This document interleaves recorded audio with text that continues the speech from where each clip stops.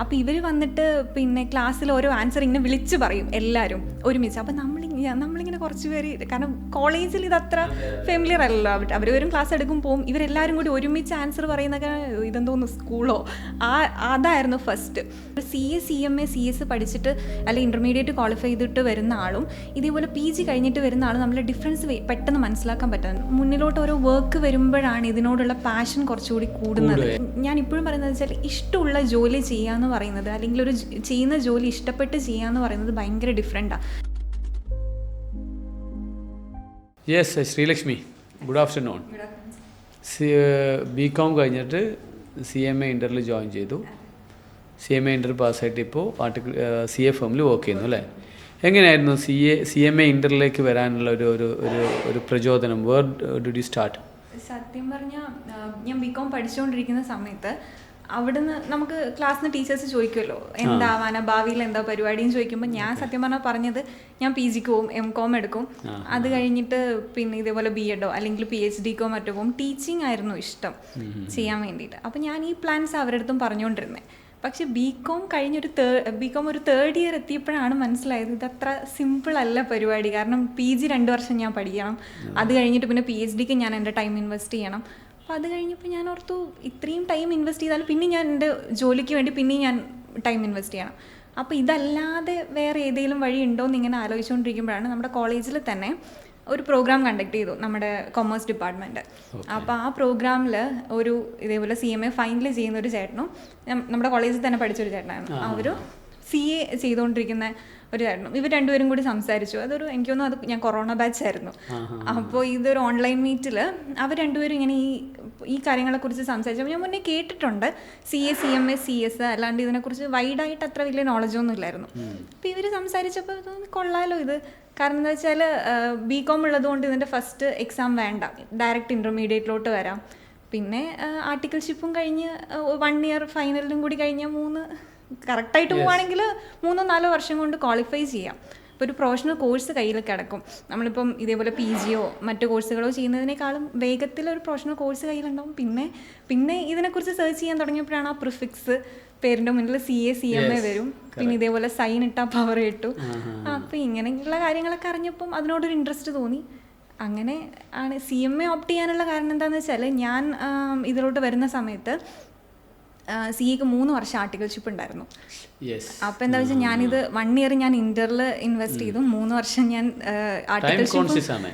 ആർട്ടിക്കിൾഷിപ്പും കഴിഞ്ഞിട്ട് അതെ അതിന് വേണ്ടിയിട്ടായിരുന്നു എടുത്തത്. അപ്പം CMA ആകുമ്പോൾ 15 months അല്ലേ ട്രെയിനിങ് ഉള്ളൂ. അപ്പോൾ 1 year intermediate, 15 months training, then final almost ഒരു 2.5 ഇയറിലേക്ക് കംപ്ലീറ്റ് ആവാൻ പറ്റുമായിരുന്നു. അപ്പം അങ്ങനെയാണ് CMAയിലോട്ട് വരുന്നത്. ഓക്കെ. അപ്പോൾ ഇത് സെർച്ച് ചെയ്തപ്പോൾ ഹൗ കം IIM? അന്ന് കുറേ ഇൻസ്റ്റിറ്റ്യൂട്ടുകളുടെ പേര് ഇങ്ങനെ പറഞ്ഞപ്പോൾ ഇങ്ങനെ കുറേ ഇൻസ്റ്റിറ്റ്യൂട്ടുകൾ ഉണ്ടായിരുന്നു അന്ന് ഇതേപോലെ ക്ലാസ് പ്രൊവൈഡ് ചെയ്യുന്നതിൽ. അപ്പോൾ ഇങ്ങനെ നല്ല ഫാക്കൽറ്റീസ് IIMലാണെന്നുള്ള IIMൽ പഠിച്ചിറങ്ങിയവർ തന്നെ എൻ്റെ സീനിയേഴ്സ് ആയിട്ടുള്ളവരൊക്കെ ഉണ്ട്, ഇതേപോലെ CA CMA ഒക്കെ ചെയ്തവർ. അപ്പോൾ അവർ പറഞ്ഞു നല്ല ഫാക്കൽറ്റീസാണെന്ന് പറഞ്ഞു, ക്വാളിഫൈഡ് ആയ ആൾക്കാർ തന്നെയാണ് പഠിപ്പിക്കുന്നത്, നല്ല ഫാക്കൽറ്റീസാണെന്ന് പറഞ്ഞപ്പോൾ ഇവിടെ വന്ന് നോക്കിയപ്പോൾ കൊള്ളാം. അങ്ങനെ അയ്യോ അടിപൊളി. അത് മാത്രമല്ല ഇവിടെ വന്നപ്പം ഫാമിലി പോലായിരുന്നു ഫാക്കൽറ്റീസുമായിട്ട്. ഇപ്പോഴും അവരുമായിട്ടൊക്കെ കോണ്ടാക്ട് ഉണ്ട്. എല്ലാവരും അവർ ഇങ്ങോട്ടും അന്വേഷിക്കുന്നുണ്ട് എന്ത് ചെയ്യുന്നു, പഠിക്കുന്നുണ്ടോ. നിങ്ങളുടെ 3 പേര് ഫ്രണ്ടിൽ ഇരുന്നിട്ട് you are always different and ഏറ്റവും കാര്യം എന്ന് പറഞ്ഞു കഴിഞ്ഞാൽ യു ആർ പാഷനേറ്റ്. നിങ്ങൾക്ക് എന്തെങ്കിലും ആയിത്തീരും എന്നുള്ളൊരു ആഗ്രഹം കാര്യമായിട്ടുണ്ടായിരുന്നു. I think that is the fire inside. നിങ്ങൾ 3 പേരും അല്ലേ? എല്ലാവരും വർക്ക് ചെയ്യുന്നു ഇപ്പോൾ, റൈറ്റ്? അപ്പോൾ ഈ CMA ഇന്ത്യ ഫസ്റ്റ് അറ്റംപ്റ്റിൽ തന്നെ ക്ലിയർ ചെയ്യാൻ പറ്റും. എന്തെങ്കിലും ഇപ്പോൾ BCom പഠിക്കുന്ന ഒരു കുട്ടിക്ക് ഒരു CMA ഇൻ്ററിലേക്ക് വരുമ്പോൾ എന്താണ് അവർക്കൊരു പ്രാക്ടിക്കലി നേരിടുന്ന ഒരു വിഷമങ്ങൾ എന്തൊക്കെയാണ്? വിഷമങ്ങൾ എനിക്ക് തോന്നുന്നു BCom കഴിഞ്ഞിട്ട് വരുമ്പോൾ എനിക്ക് തോന്നുന്നു കുറച്ചും കൂടി സിമ്പിൾ ആയിരിക്കും.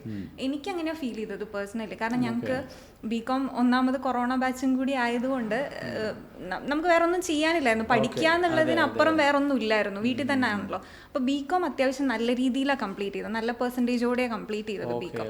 അപ്പം സബ്ജക്ട്സിനെ കുറിച്ചിട്ട് മോശമല്ലാത്തൊരു ഐഡിയ ഉണ്ടായിരുന്നു കയ്യിൽ ഇന്റർമീഡിയറ്റിന് വരുന്ന സമയത്ത്. പക്ഷെ ഇത്രയും ഡീപ്പായിട്ട് നോളജ് ഇല്ലായിരുന്നു, ഉണ്ടായിരുന്നു. ഇവിടെ വന്ന, അതായത് ഇൻ്റർമീഡിയറ്റിന് പഠിക്കുമ്പോഴാണ് അന്ന് നമ്മൾ ജസ്റ്റ് കാഷ്വലായിട്ട് പഠിച്ചു പോയ സാധനങ്ങളൊക്കെ ഇത്രയും ഡെപ്തിൽ പഠിക്കാനുണ്ടെന്ന് മനസ്സിലായത് ഇൻ്റർമീഡിയറ്റിന് വന്നത് ഇവിടെ വന്ന് പഠിച്ചതിന് ശേഷമാണ്. അപ്പോൾ അങ്ങനെ ഒരു നോളജ് ഉണ്ടായിരുന്നു. ബികോം വന്നിട്ട് എനിക്ക് തോന്നുന്നു സബ്ജക്റ്റ് നോളജ് കുറച്ചുകൂടി ബികോം കഴിഞ്ഞിട്ട് വരുന്നവർക്ക് ക്യാച്ച് ചെയ്യാൻ കുറച്ചുകൂടി എളുപ്പമാണെന്ന് തോന്നിയിട്ടുണ്ട്. എനിക്ക് പേഴ്സണലി അങ്ങനെ ആയിരുന്നു. ഗ്രേറ്റ്. IIM-ലേക്ക് വന്നപ്പോൾ ഒരു അറ്റ്മോസ്ഫിയറൽ ഡിഫറൻസ് ഉണ്ടാവുമല്ലോ.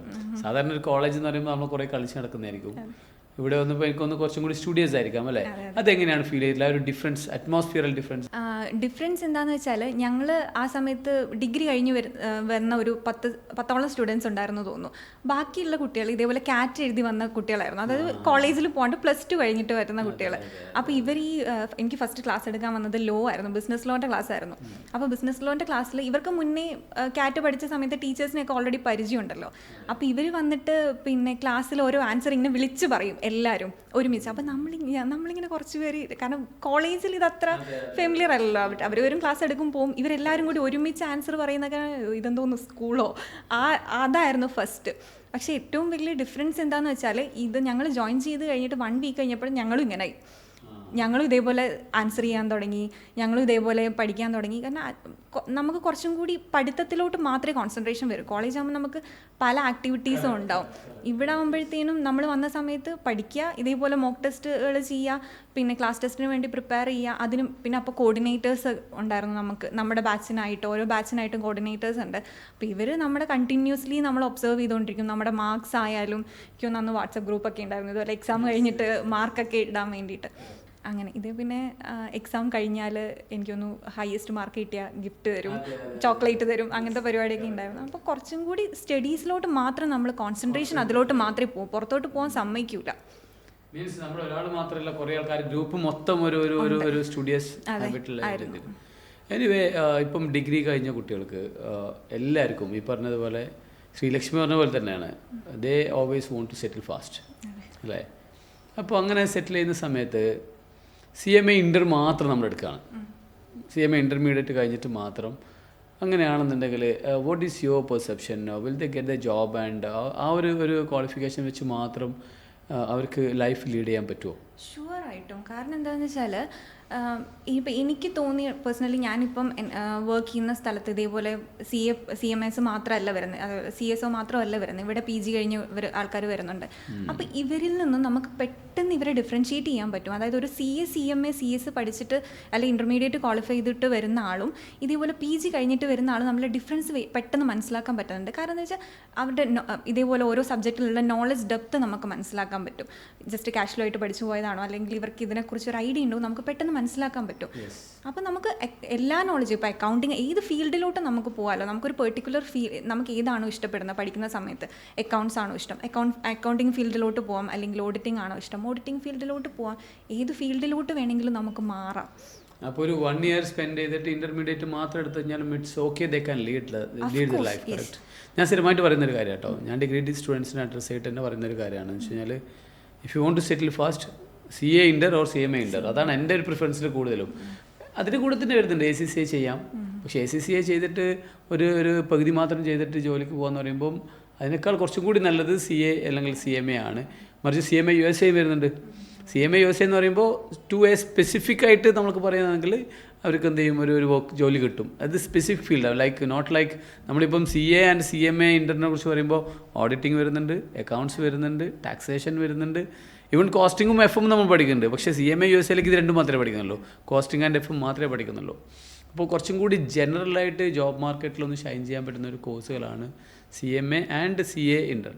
ഇനി എൻ്റെ അടുത്ത ക്വസ്റ്റ്യൻ എന്ന് വെച്ച് കഴിഞ്ഞാൽ, CMA ഇൻ്ററിന് 15 month ട്രെയിനിങ് ഉണ്ട് അല്ലേ? ഈ ട്രെയിനിങ് നമുക്ക് ഏതെങ്കിലും കമ്പനിയിൽ ചെയ്യാം, CA ഫേംസിൽ ചെയ്യാം. എന്തുകൊണ്ടാണ് കമ്പനിയിൽ ചെയ്യാണ്ട് CA ഫേം ചൂസ് ചെയ്തത്? ഞാൻ ചൂസ് ചെയ്യാൻ കാരണം എന്ന് വെച്ചാൽ ഇത് ഞാൻ CMA ഇൻ്ററിലോട്ട് വന്ന സമയത്ത് വരുമ്പോഴാണ് മനസ്സിലാവുന്നത് നമുക്ക് എന്തൊക്കെ ടൈപ്പ് ജോലികളായിരിക്കും അല്ലെങ്കിൽ വർക്ക്സ് ആയിരിക്കും നമ്മളെടുത്തോട്ട് വരുന്നത്, അത് എവിടെ ആയിരിക്കും കൂടുതൽ ആ വർക്ക്സ് ഉണ്ടാവുന്നത്. ഇപ്പോൾ എനിക്കൊന്ന് കമ്പയർഡ് ടു CMA ഫേംസ് ഭയങ്കര കുറവാണ്. അപ്പം അതുകൊണ്ട് എനിക്ക് തോന്നുന്നു കുറച്ചും കൂടി വർക്ക് എക്സ്പോഷർ കിട്ടുന്നത് CA ഫേംസിലായിരിക്കും. അതുകൊണ്ടാണ് CA ഫേമിൽ പോയത്. അതെ, അത് മനസ്സിലാക്കി. ഞാനും സ്ഥിരമായിട്ട് പറയുന്ന കാര്യം നമ്മളൊരു കമ്പനിയിൽ പോയിട്ട് വർക്ക് ചെയ്യാൻ തന്നെ കണ്ടല്ലോ, ആ കമ്പനി നമുക്കൊരു സ്പെസിഫിക് ഏരിയ മാത്രമേ കിട്ടുള്ളൂ. But unlike when you go to a CA firm, നമുക്ക് ഒരുപാട് ഫീൽഡിൽ നമുക്ക് വർക്ക് ചെയ്യാൻ പറ്റും. നമ്മൾ ടേസ്റ്റ് ചെയ്താൽ നമുക്ക് ടെസ്റ്റ് ചെയ്യാൻ പറ്റും. അതിൽ നമുക്ക് എന്ത് ചെയ്യാൻ പറ്റും, ഒരു ഇപ്പം വേറൊരു പ്രത്യേകത എന്ന് വെച്ച് കഴിഞ്ഞാൽ മുമ്പ് CA ഫേംസും CMA ഇൻ്റർ കഴിഞ്ഞ ആൾക്കാരെ എടുക്കാൻ ഒരു അത്ര ഇൻട്രസ്റ്റ് കാണിച്ചിട്ടില്ല. Being A chartered accountant I know that. But ഇപ്പോൾ അങ്ങനെയല്ല. ഇപ്പോൾ മാർക്കറ്റിൽ CA ഇൻറ്റേഴ്സിന് കിട്ടുന്നില്ല. അത് മാത്രമല്ല CMA ഇൻ്റർ കഴിഞ്ഞ ആൾക്കാർ നന്നായിട്ട് എന്ത് ചെയ്യുന്നുണ്ട്, പെർഫോം ചെയ്യുന്നുണ്ട് ഇൻ ദ ഫീൽഡ്. ആകെ ഒരു പ്രശ്നം എന്ന് വെച്ചാൽ CA ആണെങ്കിൽ 2 വർഷം ആർട്ടിക്കൽഷിപ്പ് കിട്ടും. ഇവിടെ ആകുമ്പോൾ 1.25 വർഷം അല്ലേ 15 മാസമേ കിട്ടുന്നുള്ളൂ. ആ ഒരു ഡിസഡ്വാൻറ്റേജസ് മാറ്റി നിർത്തി കഴിഞ്ഞാൽ എനിക്ക് തോന്നുന്നത് CMA ഇൻ്റർ കഴിഞ്ഞ ആൾക്കാരൊക്കെ എന്ത് ചെയ്യുന്നുണ്ട്, CA എടുക്കുന്നുണ്ട്. Anyway it's really good. ഇനി എന്താണ് ഒരു ഫൈനലിലേക്കുള്ള പ്രിപ്പറേഷൻ എങ്ങനെയാണ്? ഇപ്പം ഓൺലൈനായിട്ടാണ് ചെയ്യുന്നത്. സെൽഫ് സ്റ്റഡിയും ചെയ്യുന്നുണ്ട്. അതിൻ്റെ കൂടെ വർക്ക് ചെയ്യുന്നതിൻ്റെ കൂടെ ഇതൊക്കെ ചെയ്തു പോകുന്നുണ്ട്. വർക്ക് ചെയ്യുമ്പോൾ തന്നെ CMA ഫൈനലൊക്കെ പഠിക്കാൻ പറ്റുന്നുണ്ടോ? പറ്റും. കാരണം നമുക്ക് അതിനോടുള്ളൊരു പാഷൻ ഉണ്ടായാൽ മതി. ഞാൻ ഈ പറഞ്ഞ പോലെ ആർട്ടിക്കൽഷിപ്പിന് കയറിയ സമയത്ത് ഇതേപോലെ മുന്നിലോട്ട് ഓരോ വർക്ക് വരുമ്പോഴാണ് ഇതിനോടുള്ള പാഷൻ കുറച്ചുകൂടി കൂടുന്നത്. കാരണം എന്താ വെച്ചാൽ നമ്മൾ കണ്ടിന്യൂസ്ലി ഒരു വർക്കല്ല ചെയ്യുന്നത്. ഒരു വർക്ക് കഴിഞ്ഞതിന് ശേഷം അടുത്ത വർക്ക് എന്തായിരിക്കും, അടുത്തത് പുതിയ വർക്ക് ആയിരിക്കും. അപ്പോൾ എനിക്ക് അതിനെക്കുറിച്ച് ഒരു നോളജും ഉണ്ടാവില്ല. ചിലപ്പം ജസ്റ്റ് ടെക്സ്റ്റ് ബുക്കിൽ വായിച്ച നോളജേ ഉണ്ടാവുള്ളൂ. അപ്പോൾ അതിനെക്കുറിച്ച് കൂടുതൽ പഠിക്കുക. കാരണം ഈ ബാലൻസ് ഷീറ്റും P&L എക്സാമിന് വന്നിട്ടും ടെക്സ്റ്റ് ബുക്കിൽ കണ്ട പരിചയമല്ലേ ഉള്ളൂ. അതല്ലാതെ ഒരു ഫേമിൻ്റെ അല്ലെങ്കിൽ ഒരു പ്രൊപ്രൈറ്റർഷിപ്പിൻ്റെ ഇതൊക്കെ ഡാറ്റ കയ്യിൽ കിട്ടുന്നത്. അപ്പോൾ ഇത് കയ്യിൽ കിട്ടി ഇത് ബാലൻസ് ഷീറ്റായി മാറുന്നു. ഓക്കെ, ഇതിങ്ങനെയാണ് ഈ സാധനം ഉണ്ടാവുന്നത്. ഇനി ഇതിൻ്റെ ഇൻകോർപ്പറേഷനും വരുമ്പോഴത്തേനും ഒരു കമ്പനി ഉണ്ടാവണമെങ്കിൽ ഇങ്ങനത്തെ സാധനങ്ങളൊക്കെ വേണം. അപ്പോൾ ഇത് നമ്മുടെ ടെക്സ്റ്റ് ബുക്കിൽ മാത്രം പഠിച്ച സാധനങ്ങൾ മുന്നിലോട്ട് വരുമ്പോൾ ഞാൻ സത്യം പറഞ്ഞാൽ ഭയങ്കര എക്സൈറ്റഡ്. അതുകൊണ്ടാണ് ഞാൻ ഇപ്പോഴും ട്രെയിനിങ് കഴിഞ്ഞിട്ടും പിന്നെയും കണ്ടിന്യൂ ചെയ്യാനുള്ള കാരണം ഇത്. കാരണം കയ്യിൽ വരുന്ന വർക്ക്സ് ഭയങ്കര എക്സൈറ്റിംഗ് ആണ്. പിന്നെ അതുകൊണ്ടാണ് ഇതിനോട് ഇത്രയും പാഷനും ഇഷ്ടവും തോന്നിയത്. ഓരോ വർക്ക്സ് ആയാലും, കാരണം ഞാൻ ഒരു ദിവസം ചെയ്ത വർക്കല്ല പിറ്റേ ദിവസം ചെയ്യുന്നത്. അതേപോലെ ക്ലയൻസുമായിട്ടുള്ള ഇൻട്രാക്ഷൻസ് ആയാലും നമുക്ക് എല്ലാം ഇവിടുന്ന് കിട്ടുന്നുണ്ട്. എല്ലാ തരം വർക്ക്സും കിട്ടുന്നുണ്ട്. നമുക്ക് മാനേജ്മെൻറ്റ് പഠിക്കാനായാലും, അതായത് ഒരു ഫേം എങ്ങനെ ഇപ്പം ആർട്ടിക്കൽഷിപ്പ് ചെയ്ത സമയം പോലെ അല്ലല്ലോ. ഇപ്പം അതിനേക്കാളും കുറച്ച് സീനിയർ എന്ന് പറഞ്ഞ പൊസിഷനിലായിരുന്നു. താഴെ കുറച്ച് ജൂനിയേഴ്സ് പിള്ളേരുണ്ട്. അപ്പം മാനേജ്മെൻറ്റ് പഠിക്കാം. ഇവരെയൊക്കെ കൂടി മാനേജ് ചെയ്തിട്ട് എങ്ങനെ ഒരു ഫേം മുന്നോട്ട് കൊണ്ടുപോകാം എന്ന് പഠിക്കാം. അതുപോലെ പിന്നെ നമുക്ക് അക്കൗണ്ടിങ് ആയാലും അക്കൗണ്ട്സ് എങ്ങനെ മാനേജ് ചെയ്യണം എന്ന് പഠിക്കാം. എവിടെയൊക്കെ ഏതൊക്കെ അഡ്ജസ്റ്റ്മെൻറ്റ്സ് വരുത്തണം എന്ന് പഠിക്കാം. പിന്നെ ഇതേപോലെ ഇൻകോർപ്പറേഷൻ ആയാലും പിന്നെ നമുക്ക് എനിക്കേറ്റവും ഇഷ്ടമുള്ളതൊക്കെ എന്താ വെച്ചാൽ ഈ അപ്പീൽസ് ഉണ്ടല്ലോ. പണ്ടാവുമ്പോൾ ഇത് നമുക്ക് കോർട്ടിലൊക്കെ പോയി പ്രസന്റ് ചെയ്യണം, ഇൻകം ടാക്സ് ഓഫീസിൽ പോകണം. ഇപ്പം പിന്നെ ഓൺലൈൻ ആയല്ലോ അല്ല. പക്ഷെ ഇത് വരുമ്പം ഓക്കെ, ഇവർക്ക് എങ്ങനെ ഈ നോട്ടീസ് വന്നു, ഇതിൻ്റെ കഥ എന്താണ്, ഇത് പഠിക്കുക, അതിന് വേണ്ടിയിട്ട് അവർക്ക് പ്രിപ്പയർ ചെയ്ത് കൊടുക്കുക. ഇങ്ങനത്തെ ഇൻട്രസ്റ്റിംഗ് വർക്ക് ഓരോ ദിവസവും വരുന്നത്. അപ്പോൾ ഈ വർക്ക് ഹിയറിംഗ് ജോബ് ഉണ്ടല്ലോ, appeals and hearing, it's actually A huge area. ഭയങ്കരമായിട്ട് കൺസൾട്ടേഷന് സ്കോപ്പുള്ള ഏരിയ ആണ്. കാരണം പ്രത്യേകിച്ചും ഇപ്പോൾ ഈ പല കൺട്രീസ്, മെയിൻലി മിഡിൽ ഈസ്റ്റൊക്കെ ടാക്സേഷൻ റിജീം കൊണ്ടുവന്നുണ്ട്. ക്രോസ് ബോർഡർ ട്രാൻസാക്ഷൻസ്, അതേപോലെ ഇൻ്റർനാഷണൽ ടാക്സേഷൻസ്. പക്ഷേ അതിൽ ഒരു സ്കോപ്പ് പറയാൻ പറ്റില്ല. അത്രയും നമുക്ക് എന്ത് ചെയ്യാൻ പറ്റും, വളരാൻ പറ്റും. ഒരുപാട് ലിറ്റിഗേഷൻസ് വരുന്ന ഒരു ഏരിയ ആണ്. സോ എനിവേ അങ്ങനെ ടേസ്റ്റ് ഉണ്ടെങ്കിൽ ഡോണ്ട് ലെറ്റ് ഇറ്റ് ഗോ. അതിലെന്ത് ചെയ്യുക, നന്നായിട്ട് എന്ത് ചെയ്യുക, വർക്ക് ചെയ്യുക. അതെന്തുകൊണ്ടാണ് പറയാൻ കാരണം എന്നറിയോ, സത്യത്തിൽ ഇതേപോലെ ഞാനും ആർട്ടിക്കൽഷിപ്പ് ചെയ്യുന്ന സമയത്ത് ഭയങ്കര ഇഷ്ടമായിരുന്നു. ഹിയറിങ്, ടാക്സേഷൻ ഭയങ്കര ടേസ്റ്റായിരുന്നു. പക്ഷേ ആർട്ടിക്കൽഷിപ്പ് കഴിഞ്ഞ ഉടനെ IAM തുടങ്ങിയതുകൊണ്ടായിരിക്കാം ഞാൻ എന്ത് ചെയ്തു, ക്ലാസ് സ്റ്റാർട്ട് ചെയ്തു. എനിക്ക് പറഞ്ഞില്ല ടീച്ചിങ് ഇഷ്ടമെന്ന് പറഞ്ഞില്ല, എനിക്കും ടീച്ചിങ് ഭയങ്കര ഇഷ്ടമായിരുന്നു. I have started taxation. So ടാക്സേഷൻ്റെ ആ പഠിപ്പിക്കുന്നതിൻ്റെ ഒരു ഇഷ്ടത്തിൽ എന്ത് ചെയ്യുന്നറിയോ, പിന്നെ വർക്ക് അങ്ങ് മറന്നുപോയി. സത്യം പറഞ്ഞാൽ പിന്നീട് എനിക്കൊരിക്കലും ഒരു ഹിയറിങ്, ടാക്സേഷൻ പ്രാക്ടിക്കലായിട്ട് ചെയ്യുന്നൊരു ഏരിയ തീരെ ഒരു കുറഞ്ഞു പോയിരുന്നു. അപ്പോൾ വേ ഫോർവേഡ് എൻ്റെ അഡ്വൈസ് എന്താണെന്ന് വെച്ച് കഴിഞ്ഞാൽ, അങ്ങനെ ഒരു ടേസ്റ്റ് ഉണ്ടെന്നുണ്ടെങ്കിൽ never let it go. It's a huge area, ഭയങ്കരമായിട്ടുള്ളൊരു ഏരിയ ആണ്. And also same time you can do your other things like സ്റ്റാർട്ടിങ്ങിൽ പറഞ്ഞല്ലോ ടീച്ചിങ് ഭയങ്കര ഇഷ്ടമാണ്. അത് ഇഷ്ടമുണ്ടെങ്കിൽ ഒരു PG കഴിയുന്നതിനേക്കാൾ നല്ലത് ഒരു B.Ed കഴിയുന്നതിനേക്കാൾ നന്നായിട്ട് ടീച്ചിങ് സ്കോപ്പ് ഉള്ളത് ഇപ്പോൾ CA CMA ഫീൽഡിലാണ്. ഒരുപാട് കുട്ടികളുണ്ട്, ഒരുപാട് ഇൻസ്റ്റിറ്റ്യൂട്ട്സ് ഉണ്ട്. നന്നായിട്ട് ടീച്ച് ചെയ്യാൻ പറ്റും. Even IAM welcomes you if you can perform well. ഏത് ഇതായാലും ലൈക്ക് സബ്ജക്ട്സ് ആയാലും U can do it. Anyway അടുത്തൊരു ക്വസ്റ്റ്യൻ എന്ന് പറഞ്ഞു കഴിഞ്ഞാൽ, ഒരു ഡിഗ്രി കഴിഞ്ഞൊരു കുട്ടിക്ക് എന്താണ് അഡ്വൈസ് ചെയ്യാനുള്ളത്? ഞാൻ ആദ്യം പറയുന്നത്, ഇതിപ്പോൾ നമുക്ക് ഇപ്പോൾ ഭയങ്കര ഫെമിലിയർ ഈ CA CMA CS. പണ്ട് ഇപ്പോൾ ഈവൻ ഞാൻ ഈ ഫീൽഡിലോട്ട് വരുന്ന സമയത്തും ഇതത്ര ഇന്ന് ഫെമിലിയർ ആയ പോലെ ആൾക്കാർക്ക് ഇതത്ര അറിയില്ലായിരുന്നു. ഇന്ന് ഇത് ഇഷ്ടംപോലെ ഇൻസ്റ്റിറ്റ്യൂട്ടുകളുണ്ട്. പിന്നെ അതേപോലെ ഈ കോഴ്സ് എല്ലാവർക്കും അറിയുന്ന കോഴ്സാണ്. പക്ഷേ എനിക്കിപ്പോഴും പറയാനുള്ളത്, ഇൻട്രസ്റ്റ് ഉണ്ടെങ്കിൽ മാത്രം വന്നാൽ മതി എന്നുള്ളത്. കാരണം വെറുതെ നമ്മളല്ലെങ്കിൽ +2 കഴിഞ്ഞിട്ട് ഓക്കെ ഡിഗ്രിക്ക് അഡ്മിഷൻ കിട്ടിയില്ല എങ്കിൽ പിന്നെ ഇതിന് പോവാം, അല്ലെങ്കിൽ പിന്നെ BCom കഴിഞ്ഞിട്ട് ഓക്കെ MCom പിന്നെ 2 വർഷം പഠിക്കണം എങ്കിൽ പിന്നെ ഇത് ചെയ്യാം. വെറുതെ അങ്ങനെ ചെയ്യാണ്ട് ഇനിയിപ്പോൾ വെറുതെ വരുന്നതാണെങ്കിലും നമുക്ക് ഈ ഫീൽഡിൽ എന്തെങ്കിലും ഒരു ഇൻട്രസ്റ്റ് ഉണ്ടെങ്കിൽ കണ്ടിന്യൂ ചെയ്യും. കാരണം അത്രയും നല്ല എന്ത് ഇൻട്രസ്റ്റ് ഉണ്ടെങ്കിൽ നമുക്ക് ഈ ഫീൽഡിനോടൊരു ഇൻട്രസ്റ്റ് വേണം, നമ്മൾ പഠിക്കുന്ന സബ്ജക്ട്സിനോട്. അതേപോലെ ഏതെങ്കിലും ഒരു ഫീൽഡിൽ അതിപ്പം എല്ലാറ്റിനോടും വേണം. ഇപ്പോൾ നമുക്ക് ഏതെങ്കിലും ഒരു ഫീൽഡിൽ എക്സ്പോഷർ കിട്ടിയാൽ അത് നമുക്ക് അത് ആ ഫീൽഡിനോട് നമുക്ക് ഇൻട്രസ്റ്റ് ഉണ്ടെങ്കിൽ അതിൽ കണ്ടിന്യൂ ചെയ്യാനൊരു താല്പര്യം ഉണ്ടെങ്കിൽ ഇതിൽ സ്റ്റിക്ക് ഓൺ ചെയ്യുവാണെങ്കിൽ അത് നമുക്ക് കുറച്ചുകൂടി ഒരു പ്രാക്ടിക്കൽ പോയിന്റിൽ ഞാൻ ചോദിക്കാന്ന്, ഒരു കുട്ടി ഒരു ഡിഗ്രി കഴിഞ്ഞ ഒരു കുട്ടി എങ്ങനെ നമ്മളൊരു സബ്ജക്റ്റ് പഠിക്കാൻ പോകുന്നതല്ലേ, ലൈക്ക് അവർക്ക് ഇതുവരെ BCom പഠിച്ചിട്ട് ഒരു ടെക്സ്റ്റ് ബുക്ക് നോളജ് മാത്രമേ ഉണ്ടാവുക, അവരുടെ വിഷൻ അവരുടെ കൺസെപ്റ്റ് എന്താണെന്ന് ശരിക്കും ഗ്രോ ചെയ്തിട്ടുണ്ടാവില്ല. അപ്പോൾ അങ്ങനെ ഒരു കുട്ടിക്ക് എങ്ങനെ ഇൻട്രസ്റ്റ് വരിക? നമുക്ക് അതാ ഞാൻ പറഞ്ഞു വരുന്നത്, അതായത് നമുക്ക് പഠിക്കുന്ന സമയത്ത് നമുക്കറിയാമല്ലോ നമ്മുടെ ഫീൽഡ് ഏതാണെന്ന് മനസ്സിലാവുമല്ലോ. ഇതിപ്പം ഇനി ആർട്സ് ആണോ, BCom പഠിച്ചാലും ഇതേപോലെ ആർട്സിനോട് ടേസ്റ്റ് ഉള്ള ആൾക്കാരുണ്ടായിരിക്കും, സ്വന്തമായിട്ട് വേറെ എന്തെങ്കിലും ക്വാളിറ്റീസ് ഉള്ള കഴിവുകളുള്ള ആൾക്കാരുണ്ടായിരിക്കും. അപ്പം ഞാൻ ഇപ്പോഴും പറയുന്നത് വെച്ചാൽ ഇഷ്ടമുള്ള ജോലി ചെയ്യാന്ന് പറയുന്നത്, അല്ലെങ്കിൽ ഒരു ചെയ്യുന്ന ജോലി ഇഷ്ടപ്പെട്ട് ചെയ്യാന്ന് പറയുന്നത് ഭയങ്കര ഡിഫറെൻറ്റാണ്. ഇപ്പം നമ്മൾ ഈ സോഷ്യൽ മീഡിയയിലൊക്കെ കാണുന്ന കുറേ ട്രോൾസുകളൊക്കെ ഉണ്ടല്ലോ, പിന്നെ വെറുതെ സാലറിക്ക് വേണ്ടി വർക്ക് ചെയ്യുന്നു അങ്ങനെ ഇങ്ങനെ. പക്ഷേ അറ്റ് ദ എൻഡ് ഇത് ഇഷ്ടത്തോടെ ചെയ്യുമ്പോൾ അതിനോടുള്ള പാഷനോട് ചെയ്യുമ്പോഴുണ്ടല്ലോ അത് ഡിഫറെൻറ്റാണ്. എനിക്ക് തോന്നുന്നുണ്ട് Sreelakshmi is trying to say that those who love numbers, അതെ, maybe those who love business, അങ്ങനെയുള്ള ആൾക്കാർ അതായിരിക്കും എനിക്ക് തോന്നുന്നത് കേട്ടോ. I'm judging you actually. അങ്ങനെയുള്ളവർ ഞാനും സത്യം പറഞ്ഞു കഴിഞ്ഞാൽ പറഞ്ഞുകൊണ്ടിരിക്കുന്ന ഒരു കാര്യമാണ്, നമ്പേഴ്സിന് ഇഷ്ടപ്പെടുന്ന, ബിസിനസ്സിന് ഇഷ്ടപ്പെടുന്ന, ഈ ബിസിനസ്സിൻ്റെ പ്രോഫിറ്റ് അതേപോലെ കോസ്റ്റിംഗ് ഇങ്ങനത്തെ കാര്യങ്ങളിൽ പറയുമ്പോൾ ട്രിഗർ ഉണ്ടാവുമല്ലോ, I can also do that. അല്ലെങ്കിൽ ഒരു ബിസിനസ് ചെയ്യണം താല്പര്യമുള്ള ആൾക്കാർ, ഇങ്ങനെയുള്ള കുട്ടികൾ വരുമ്പോഴായിരിക്കും കുറച്ചും കൂടി ഫ്രൂട്ട്ഫുൾ ആയിട്ട് എന്താ മാറുക. അല്ലെങ്കിൽ ഇപ്പം നമ്മൾ ആക്സിഡൻ്റലി എത്തിയതാണെങ്കിലും ഇതിലൊരു ടേസ്റ്റ് ഉണ്ടെങ്കിൽ മാത്രമേ നമുക്ക് കംപ്ലീറ്റ് ചെയ്യാൻ പറ്റുള്ളൂ. നമുക്ക് ഇത് വെറുതെ എക്സാം എഴുതി പോയാൽ പോരല്ലോ, കാരണം ബാക്കിയുള്ള എക്സാംസ് പോലല്ല, യൂണിവേഴ്സിറ്റി എക്സാംസ് പോലല്ലല്ലോ, CA CMA CS ആയാലും ബാക്കിയുള്ള പ്രൊഫഷണൽ കോഴ്സസ് ആയാലും.